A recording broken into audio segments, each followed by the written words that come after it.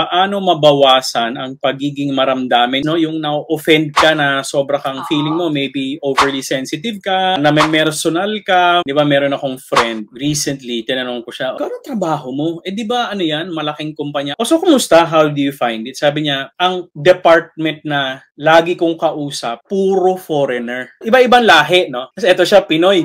LGBT yun, yung kaibigan ko, na lalaki. Sabi niya, alam mo, itong linggo lang, sobra akong na-shock. Kasi daw yung trabaho niya, kinompronta siya ng yung mga foreigner. Sabi doon ng isang Singaporean sa kanya, what you did, that's so stupid. Ganun yung words. What you did, yung ginawa mo, is so stupid. Tapos, di sobra daw siyang nanginginig. Ayaw daw niya ipakita na sobra na siyang no-offend.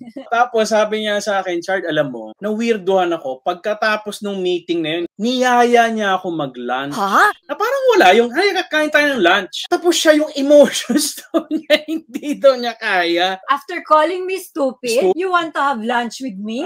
Parang ganun yung pakiramdam niya. Pero sabi niya, pero, Chard, ano parang... Yung kausap niya. Wala na. Wala talagang mega. Wala. Kumbaga, sinabi, hindi naman tinawag na siya yung stupid. Sabi, yung ginawa mo sa isang pinagagawa, it's stupid. Hindi naman siya tinawag na stupid. So, hindi inattack yung persona. Pero yung pakiramdam niya is, pagkatapos mo ako i-criticize, ihayayain mo ako kumain. O, ngayon makinig yung mga hindi pa nag-abroad. Pansinin nyo dito sa RM, yung mga taga-Europe, Middle East, America, Canada, RM. Nung una ko dito, parang nasasyak ako na napaka-diretso nila magsalita, After ilang years ko dito sa overseas, I now realize, ang Pinoy pala, overly sensitive.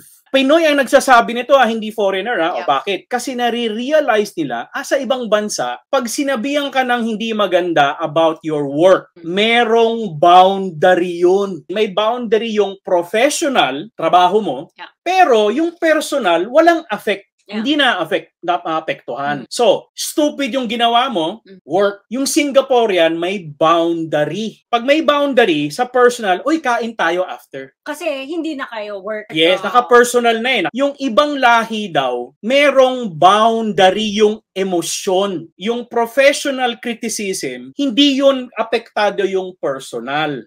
Ngayon, ang Pinoy, pag criticize mo yan, ang pakiramdam ng Pinoy, damay pati personal kasi walang nagtuturo ng boundary lines ng professional tsaka ng personal. Bawa, yung pagkatao mo, 1,000 packets.